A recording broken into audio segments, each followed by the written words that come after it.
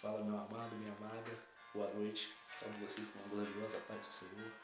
E vou estar deixando um versículo, alguns capítulos para a meditação dos irmãos, que se encontra em Gênesis, quando Moisés foi vendido no Egito, capítulo de número 37, apenas 3 versos para vocês. Versículo 27 até o 29, diz assim a palavra do Senhor: Vinde e vendamo-lo a este ismaelita, e não seja nossa mão sobre ele, porque ele é nosso irmão, nossa carne, e seus irmãos obedeceram. Passando, pois, os mercadores medianitas tiraram e alcançaram José na cova, e venderam José por 20 moedas de prata aos ismaelitas, aos quais levaram José para o Egito.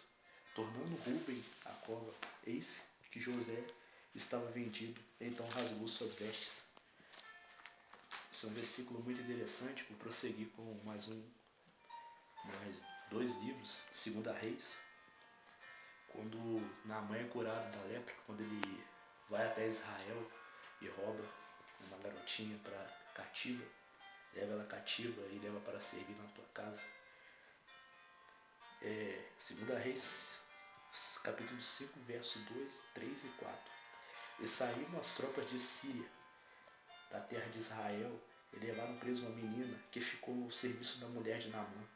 E disse: Esta é sua senhora, tomara que o meu senhor estivesse diante do profeta que está em Samaria, ele o restauraria sua lepra. Então entrou Naamã e notificou o Senhor, dizendo: Assim, assim falou a menina que é da terra de Israel. Vou deixar também para vocês em primeiro capítulo do livro de Daniel. E no terceiro reinado do rei Jeoaquim, rei de Judá, veio Nabucodonosor, rei da Babilônia, e a Jerusalém sitiou.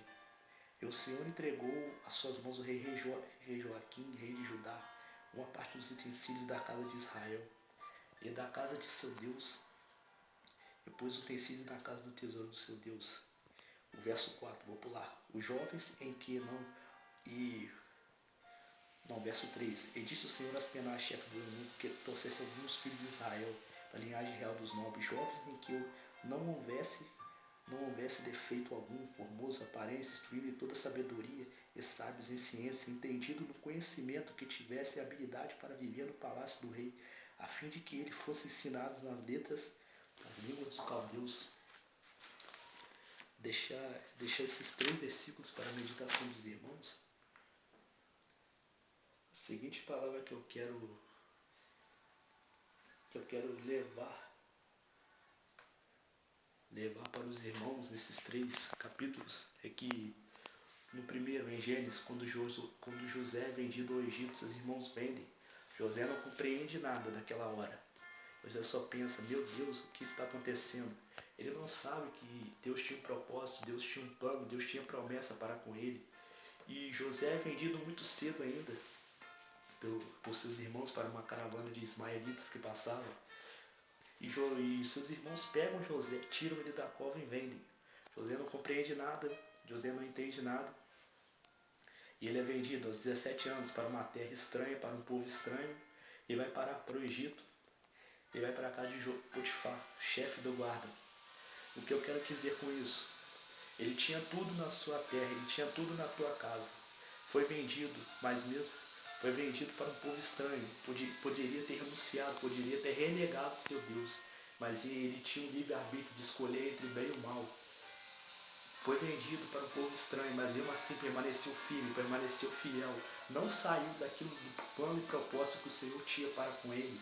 Permaneceu firme na palavra, permaneceu firme nos ensinamentos, permaneceu firme na doutrina, que logo após, 13 anos depois, no Egito, depois de ser preso, depois de ser humilhado, depois de ser escorraçado, José vira governador do Egito. Isso queria dizer, ele tinha um livre-arbítrio, ele podia ter saído do plano da promessa de Deus para com ele, mas ele permaneceu firme, ele permaneceu orando, ele permaneceu honrando o Pai, ele permaneceu firme na promessa que Deus tinha para com ele, na vida dele.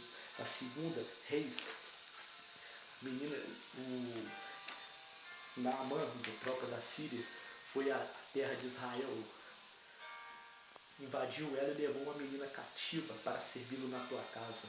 A menina era de Israel, tinha ensinamento, tinha doutrinas, tinha uma família em casa, tinha uma família em quem ela amava, tinha tudo. E foi levada cativa, presa para seguir a outro povo estranho.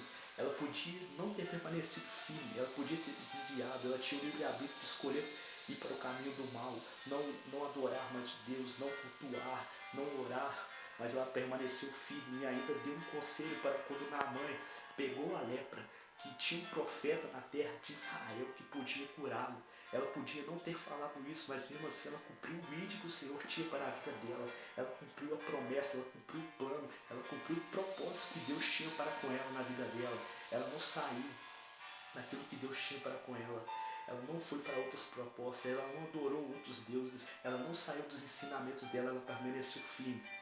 E logo depois, Naamã libera ela para ir ver a família dela, alguns tempos depois de ele ser curado.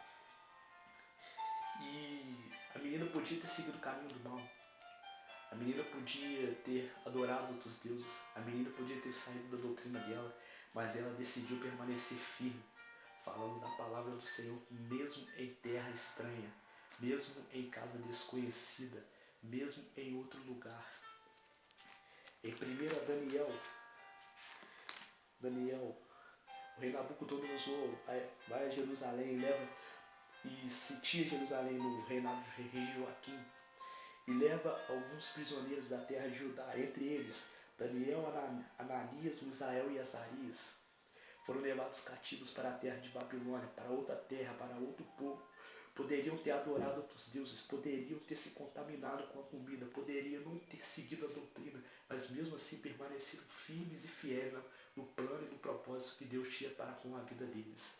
Isso quer dizer, eles tinham a escolha de não cultuar, de deixar o Deus de Israel, de não viver mais a doutrina, não viver mais os ensinamentos, mas eles permaneceram firmes, permaneceram fiel, permaneceram orando, permaneceram firmes nos planos, na promessa, do propósito do Senhor.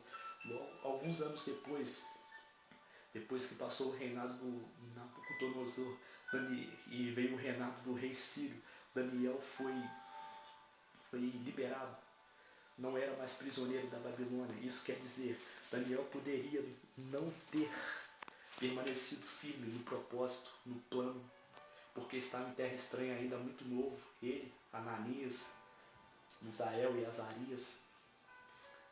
O que eu venho te dizer com esses 3 livros: foram levados presos, cativos, poderiam ter feito de tudo, tinham livre-arbítrio de servir ou não servir, mas permaneceram firmes, mesmo na adversidade, mesmo na luta, mesmo na aflição, mesmo na humilhação, mesmo em terra estranha, onde eles não conheciam nada, poderiam ter permitido se contaminar, mas permaneceram firmes. Por quê? Porque Deus tinha plano, tinha propósito, tinha promessa. Deus tinha algo grandioso para a vida deles, tanto que isso não é história, foram fatos reais.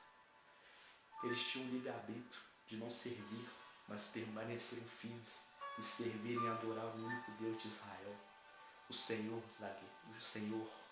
cujo qual é desde o princípio e o fim, aquele que nunca te abandona. Mesmo no momento de aflição, você pensa que ele pode te abandonar. Você pensa que no momento de adversidade ele não é contigo.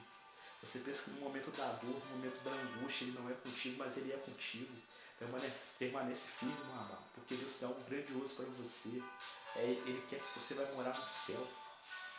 Então, mesmo que você vai para outro lugar, mesmo que você sirva ou não sirva, Deus, eu tenho uma coisa para te dizer: permanece firme naquilo que o Senhor tem para contigo. Faça a renúncia.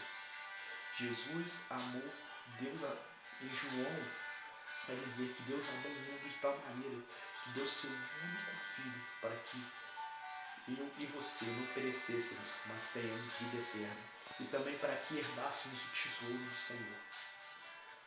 Por isso que você não aceitou Jesus ainda, Deus quer que você venha para casa. Deus quer que tem um plano, tem algo grandioso para ti. Então não saia dessa pegada, não saia dessa rotina, não desvie nem para a esquerda nem para a direita. Permanece firme no único caminho, orando e adorando o Senhor. Porque assim como o Senhor foi com Josué, Ele é contigo.